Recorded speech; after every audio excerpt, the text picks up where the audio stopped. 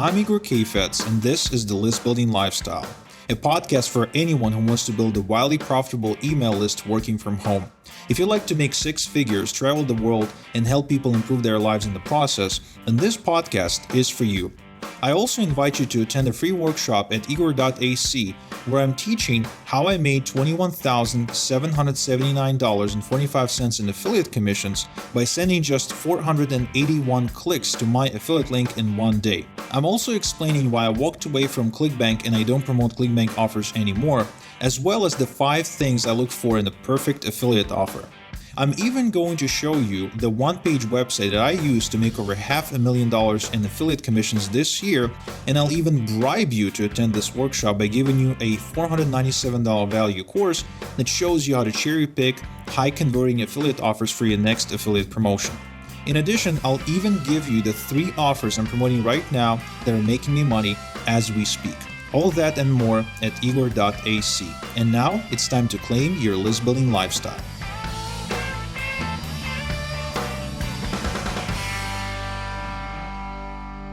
Welcome back to another edition of the List Building Lifestyle with your host, Igor Kafetz. The late Jim Kemp, author of Always Start With a No, and arguably world's most feared negotiator of his time, famously said, "No vision, no decision." Jim was referring to human ability to imagine outcomes in their mind before these outcomes play out in real life. In a way, the old saying, "seeing is believing," could be one of the most powerful persuasion lessons ever taught. Because if you can get people to imagine themselves owning and using your product, their brain can't tell the difference between dreaming it and actually doing it. It explains why the world's richest companies invest so much money into imagery advertising, into creating motion pictures around their products, into product placements and sponsorships. They want you to see it, so you buy it. But do you really have to hire a film crew to help someone imagine themselves using your product? No. According to Paul Ross, the author of Subtle Words That Sell, you can plant mental movies into your customer's subconscious using simple words and phrases. Paul has been featured in the Huffington Post, the Rolling Stones magazine, NBC, CNN, Fox, and BBC as the leading advocate of subconscious selling. Today, I'm going to be picking his brain on why the world's most complex computer that we carry in our skull is so susceptible to influence through words. And to get a downloadable version of Subtle Words That Sell for free, plus some additional goodies, if you're located in the United States of America, please text the word subtle, that's SUBTLE, to the number 76626. And now, please help me welcome Paul Ross. Paul, welcome to the List Building Lifestyle. Welcome. And I should say to everyone listening, I do have a very rambunctious and needy cat who tends to interrupt me when I'm on these podcasts. And if I kick her out of my office, she'll howl at the door. So we are managing a little brat as we do this. But thank you for that warm welcome. And I'm going to endeavor with this feline at my side to do my very best to deliver some very powerful and useful content. Oh, trust me, I know you will. If anyone ever read your book or studied any of your other stuff, you're absolutely a master of persuasion and influence when it comes to using the right words at the right time, with the right tone, at the right tempo. I mean, it's truly, truly incredible. And actually, the first question that I wanted to ask you is an idea that you were the very first person I've ever heard talk about it. And I've been studying selling and all the greats, right, for a long, long time now. Obviously not as long as you. But you said, and this is in the book, that we don't sell products, but rather we sell decisions and good feelings about decisions. Correct. So do you mind expanding on that? Absolutely. So you have to understand that your product or service, unless you've invented cold fusion or anti-gravity, something like that, your product or service is fundamentally a commodity. Now, this is a difficult thing for people to hear. I'm not saying you shouldn't be proud of what you do. Of course, you should be proud of what you do. And understand that your client, potential customer, prospect needs to be able to come to the decision that they want to get that product or service, and they need to feel good about it. So you have to sell them on that decision. Now, Igor, here's the challenge. Nowadays, your prospect oftentimes doesn't trust their ability to make a good decision, and they're too distracted to make a good decision. There's a paradox going on. The paradox is that your prospect is both numbed out, dumbed down, and distracted on the one hand, and the other hand, they're much more sophisticated because they've been exposed to all these sales techniques. all the yes ladders and the scripts and the assumed closes and the tag questions. They recognize it. So whenever there's a paradox like that, you have to break the paradigm and come up with a completely different model of how to do things. And what I know is, so you have to sell them on the decision, but also you have to sell them on the idea that they can trust their ability to make that good decision. You know, one of the primary tropes, the primary memes, the primary sayings that we've heard over and over is know, like, and trust. People won't buy from you unless they know you, like you, and trust you. That's still true, but there's an additional element that I really want the audience to listen to. They have to trust themselves, and people just don't trust themselves as much as they used to, if they ever did. The second part is you need to sell good feelings about the decisions. What happens if your customer buys from you and they later don't feel good about that purchase? Oh, it happened to me today. There's a refund request, a complaint, a buyer's remorse. They just want to reverse everything. Remorse. Now, what happens when they do feel good about making the decision?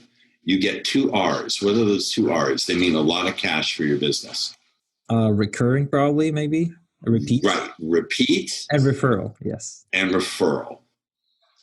So just because your client or prospect makes a decision doesn't mean they're going to feel good about it. You have to engineer their feeling good about the decision using commands, suggestions, stories, that kind of thing. I want to bring up something else. If this is okay to talk about something we talked about off the air before the podcast. Yeah. Did we do that? Do I have your permission? You talked about not being comfortable with the element of mind control. And what I said is not about mind control. It's about mind expansion. To me, selling is not necessarily about getting your ideas in your prospect's mind, although that's part of it. The other side of it is expanding their mind to include possibilities and ideas that they didn't think they deserved, that they didn't think they were capable of, that they didn't think was possible for them. So for me, selling is about expanding consciousness, if you will, expanding your client's mind to include the choices. And at the same time, you're doing 2 things. You're expanding their choices. You're expanding their belief that they can make a good decision. You're expanding their mind to include your ideas. At the same time, you're narrowing their focus so they're totally focused on your message, because people are totally distracted. You can't see it at home, but I'm holding a smartphone to the camera so Igor can see it. I challenge everyone who's out there to go an hour out to a public place, a Starbucks, wherever, and not see at least 50% of the people in that restaurant or Starbucks or whatever with their faces buried in their phones. So we need to take that focus away and narrow it on our message. I remember when YouTube first came along, the ads were at least a minute. Now the ads, you can click off the ads in what length of time? I don't know. 15 5 seconds on YouTube. 5 seconds, 15 seconds. So you don't have a whole hell of a lot of time. This is the primary message that I want to convey to people.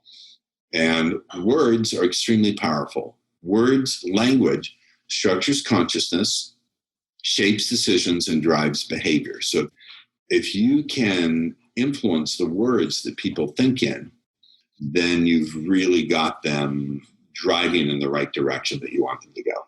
You know, I'll even go a little bit beyond that, which is something I think you touch in the book as well.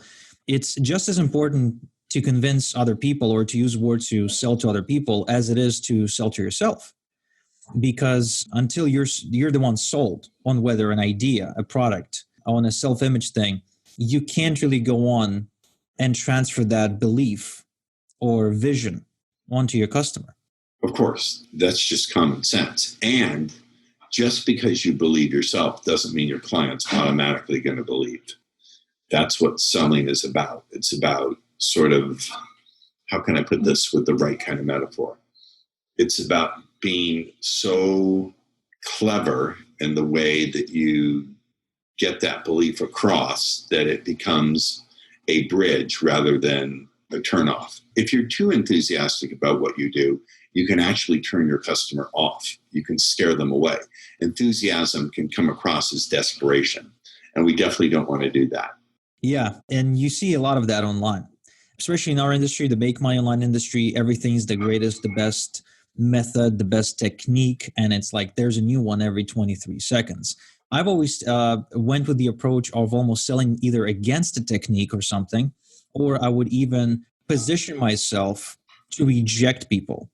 And that conversation was all about you proving yourself to me rather than me having to go and be enthusiastic about selling you on something.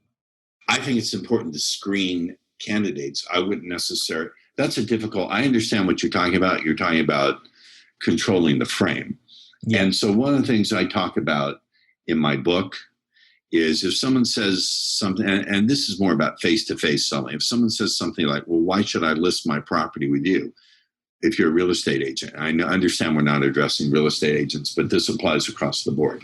If someone says, well, why should I hire you, Mr. Smith? Most people would say, well, our agency has been around for 20 years. We've sold over $5 billion worth of property. Problem is you're reciting facts. I would say something like, well, Mr. Smith, I wouldn't want you to choose us today unless you naturally and easily find your own reasons to do so. Because after all, that's the way a person can recognize a great decision's being made. Now, that is so... People have no idea how much influence just occurred in that, 20-second window. Yes, because what am I doing? I'm being vague.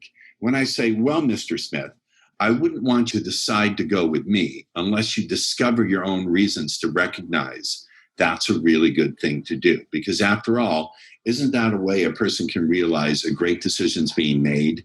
Now, that is so vague. When you're vague, people will fill in the blanks for themselves. When I said that, for example, if I wanted the listeners of this podcast to be fascinated with me, I wouldn't say, well, the reason you should be fascinated by me is I'm featured in Rolling Stone and I've taught 30,000 people how to sell. That comes later. There's a time to do that. I would say, as you're listening to me speak today on this podcast, I don't know at which point you might stop and find yourself growing more and more interested in what I have to say, only because you can imagine using these techniques for yourselves. But as that's taking place today, I just want to say I'm honored to be the person leading you in this exploration of what it means to be a champion at influence in sales. So thank you. You have to break some of that down. Now, my challenge to the audience who listened to that is, did I say anything specific? Did I say why they would find me interesting or when they would find me fascinating? No, but the brain will obviously go and look for that. But it was semantically formed correctly. For example, if I said colorless ideas dream furiously, your brain recognizes grammatically that's a correct sentence. Even though it makes no sense, grammatically it makes sense. Grammatically it's well formed. So I was being extremely vague. I embedded commands, I embedded suggestions. I used what I call the false profession of ignorance. I said, I don't know exactly when. And that allows me to come across as someone who's humble, who doesn't seem like a know-it-all, but it also sets them up to imagine their own reasons. If I don't know exactly when they're going to find themselves fascinated, the presupposition is they're going to find themselves fascinated for their own reasons, not because of my reasons. And so as I was saying that, by the way, I don't remember exactly what I said. I've been doing this so long. I can repeat. I can get it. That's okay. We got it on tape. All right. We got it on tape. I would challenge people as they listen to this podcast for a second or even a third time to pause and write down word for word what I said. And then they'll see the structure of it. They'll see that it's actually brilliantly structured. I have examples of that kind of language in Subtle Words That Sell. And I think learning when to be vague, particularly if you're doing things online. I would start out being vague with an online video. I had someone use my stuff in one of his Facebook ads. He increased his response by 300%. I know that sounds crazy, and with his webinar, this is going to sound crazy, and I don't expect people to immediately find your own reasons to believe me. Rather, your own results that you get after you apply my materials and courses will be the best way to convince yourself what I'm saying is true. Anyway. Yeah, but to that point, I've actually been using your language patterns since reading the book. And how's it worked for you? Video sales letters.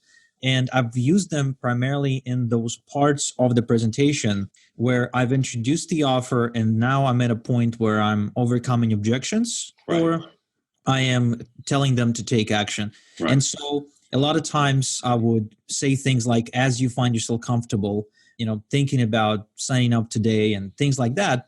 I don't have any data to confirm. I didn't split test it, but it obviously it lays that. It's like snow, right? It just falls on top of what you're already doing. It's like exactly. And you used a phrase that I like. I call it a trance phrase. Find yourself. Yo, it's Igor. If you're loving the content, hop on over to listbuildinglifestyleshow.com for more free training and a free transcript of this episode. Oh, and I'd really appreciate if you logged into iTunes and rated the show. It really helps. Thanks.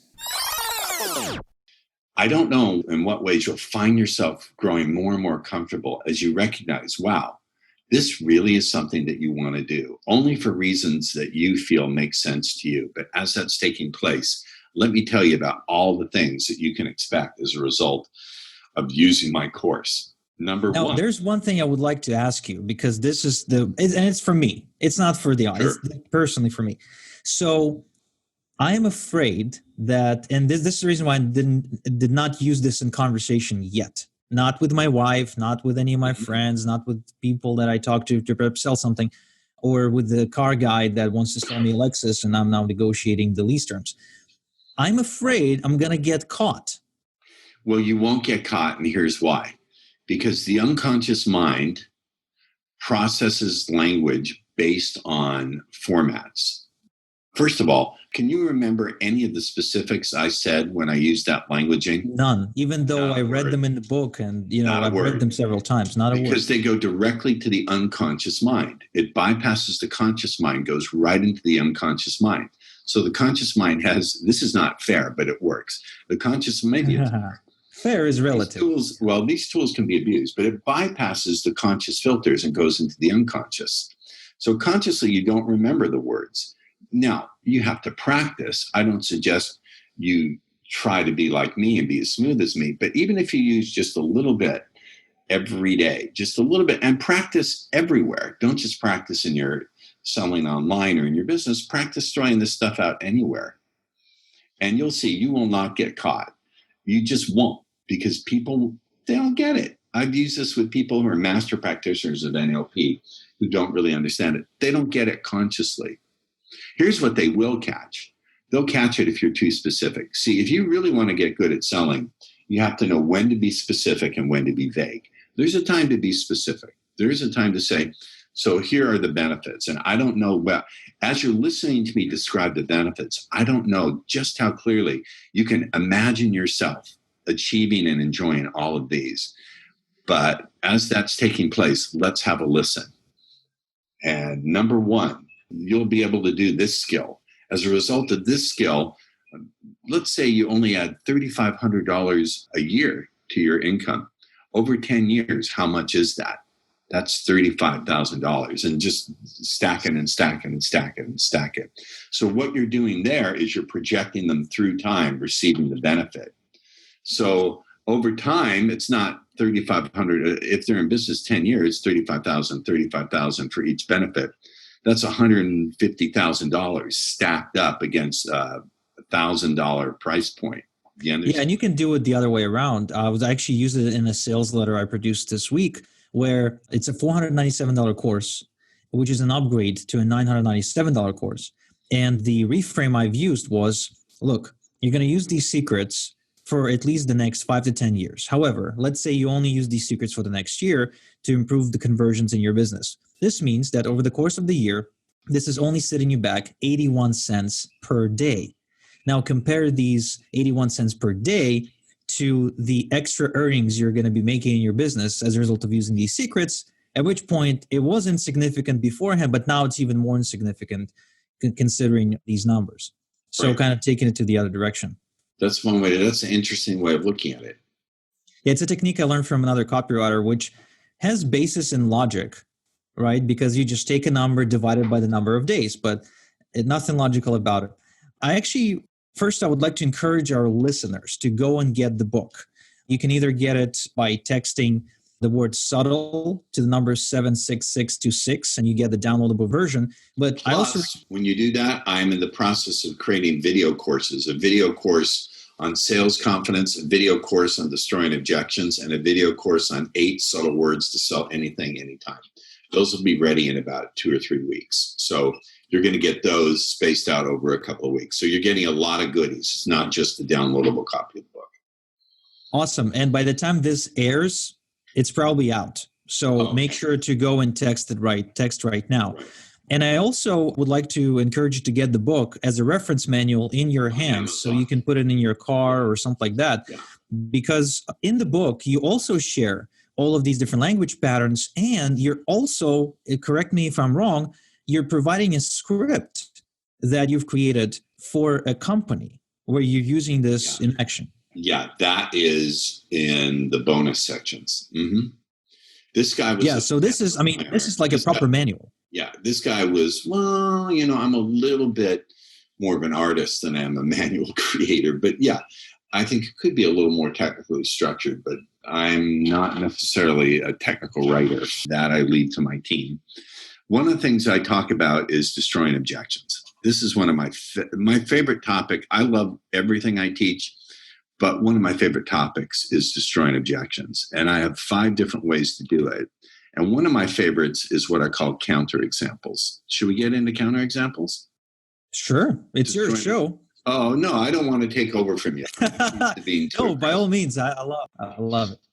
So I'll tell you a story. I first have to tell this story to get the point across. As you may know, but your audience doesn't. Many years ago, I used to be a dating coach. And I took a client out. He paid me a lot of money. And I took him out for a night it was a restaurant with a lounge area. It wasn't quite a bar. And despite my best efforts, this guy was just miserable. He struck out pretty badly. Even though I was telling him what to say, he just wasn't doing well. So we leave around 1 o'clock in the morning. This was before Uber. And we were waiting for our taxi. And I see this beautiful young lady. And I said, oh, there's a lovely lady waiting for her cab. Now, for some reason, it went in the wrong way. She was furious with me. She started spewing invective and insults and vulgarities, including doing things with my anatomy that are not possible according to the laws of biology, bringing up dead relatives, and it was pretty nasty. My client got really red in the face. You know how people can get red in the face when they're very angry? The veins bulged out in his forehead, and he went to charge at her. And I stopped him. I said, no. She can do whatever she wants. We decide where we come from. Look at her. She's someone's daughter. She's someone's best friend. She's someone's sister. Somewhere, she's deeply loved. Now, she burst into tears and came running over to me, threw her arms around me, kissed me on the cheek, and wept and said, I'm so sorry that I said those things to you. That's the most loving thing. I know it sounds, I just love you. Thank you for that. Men have been pigs to me all night, grabbing my butt, saying the rudest things. Thank you so much. What's your name? I said, Mr. Wonderful, our cab is here, and off I went. Now, there's some real takeaways in this story. This is not a story about meeting women. This is a story about something else. First of all, what didn't I do? Did I make it about her being a bad person? No, you did not. I didn't make it about her. And here's the big one. So many salespeople, this is a big lesson. I didn't make it about me. I didn't think she's rejecting me as a person, or I'm a terrible person, or I'll never be able to communicate effectively.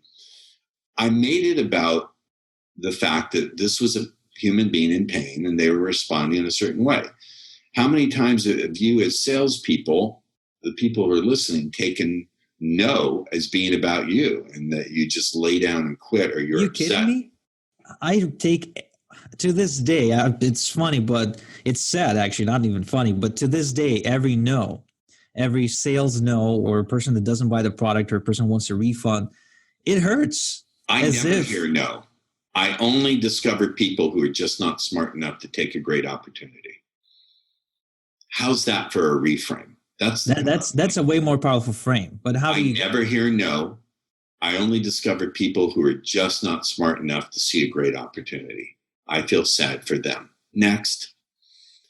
That's the power of language. And by the way, this is something I come in and train sales teams in a very unique way to have a realistic confidence, not a confidence that's dependent on pumping yourself up, but on reframing language. I think you can see the benefits of that. So anyway, I didn't make it about her. I didn't make it about me. I broke the pattern of her expectation. What was she expecting me to do? So she was hurling insults at me and yelling and screaming. What was she expecting me to do in exchange? She was expecting you to attack her. Right, to yell back at her, or what else was the response she might have been expecting? For you to feel hurt, maybe? Well, like to apologize or Oh, okay, sure. To realize you've made a mistake. And apologize and feel terrible and beg for her forgiveness, or to just run away or just ignore her and walk away. I broke the pattern of her expectation. This is what we call a neurolinguistic programming, and forget about that acronym if you don't like it, is the pattern interrupt. The power of the pattern interrupt is extraordinary because people are pattern-making machines. People behave in expected, predictable patterns of behavior, and we make patterns all the time. Probably as you're listening to me speaking to this, you can stop.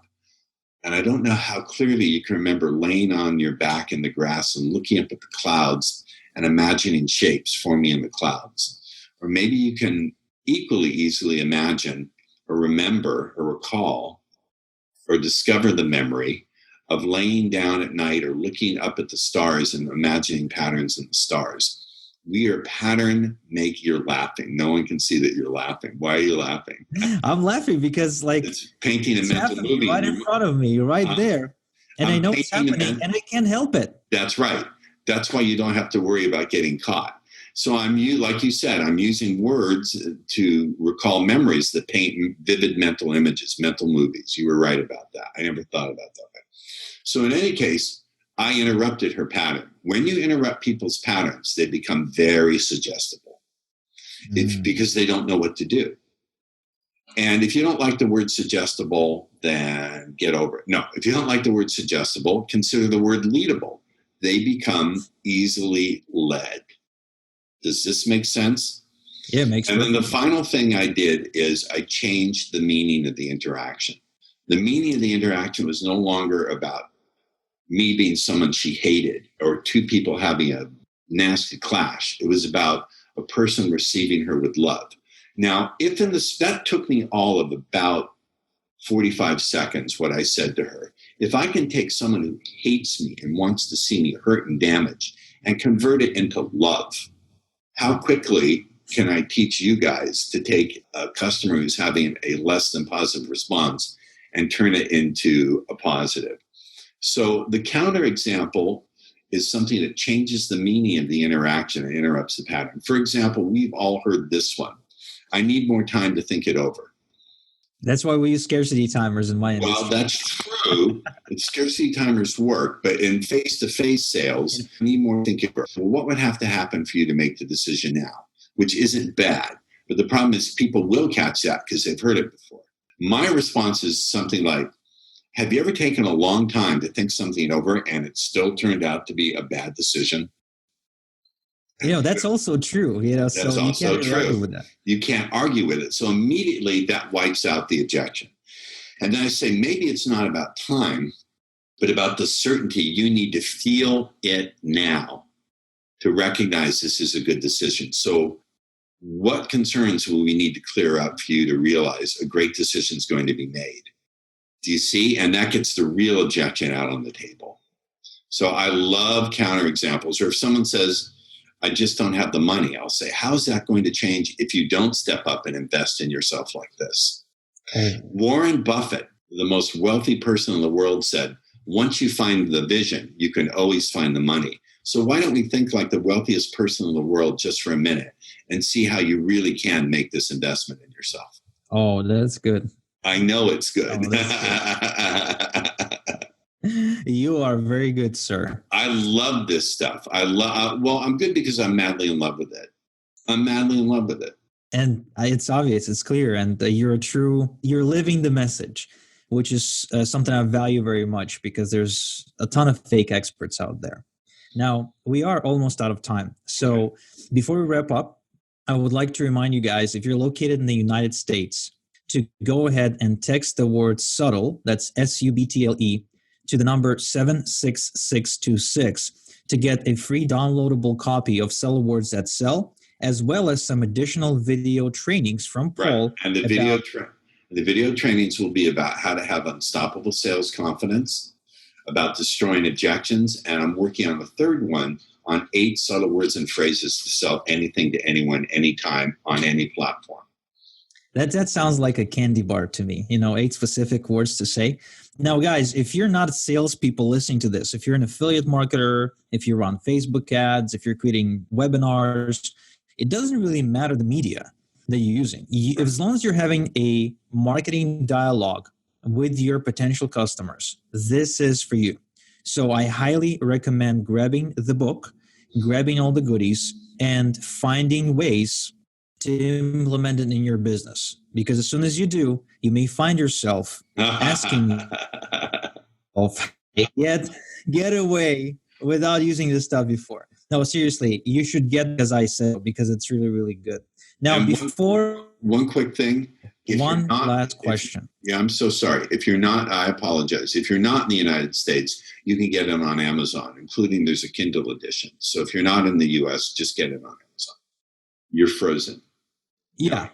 Regardless, get the book. You should get the freebie and the book as well on Amazon. Right. Get a physical copy shipped over, put it on your phone, on Kindle. Do whatever you have to, but start going through this stuff and we'll start sinking in and practice it in your daily life. It will help you become a better communicator and a better leader to the people around you. Yes. Now, one last question before I let you go. So you've been an entrepreneur for a long, long time. Yeah. As you said, you've been a dating coach before. You were a sales coach.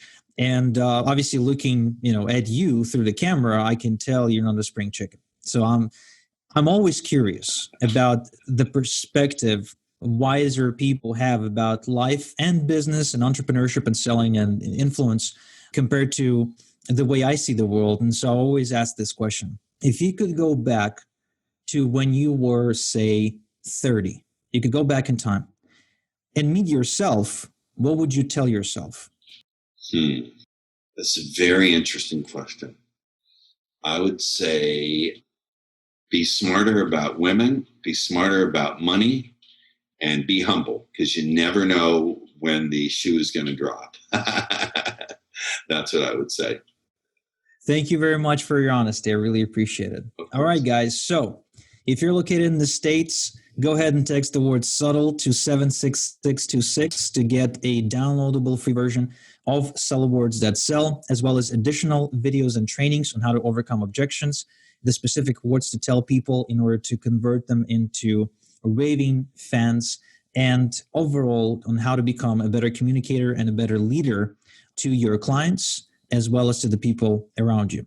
Paul, it was a pleasure hosting you on my show. Thank you so much. And until next time we chat, have a good one. Thank you for listening to The List Building Lifestyle. Get access to previous episodes, the transcription of today's show, as well as other exclusive content at listbuildinglifestyleshow.com. Also, don't forget to claim your free seat at the workshop I'm hosting this week, where I showed the 2-step system that made me the top affiliate for people like Matt Basak, John Crestani, Richard Legg, Michael Cheney, and many, many others. In fact, on this workshop, I'm going to show you the exact approach I take whenever I promote an affiliate offer, the exact offers I promote, as well as how I was able to make over $500,000 in commissions using my small list of just 18,000 people promoting a weird type of product that almost no one else promotes. All that is yours at igor.ac. So go ahead, claim your seat right now, and I'll see you there.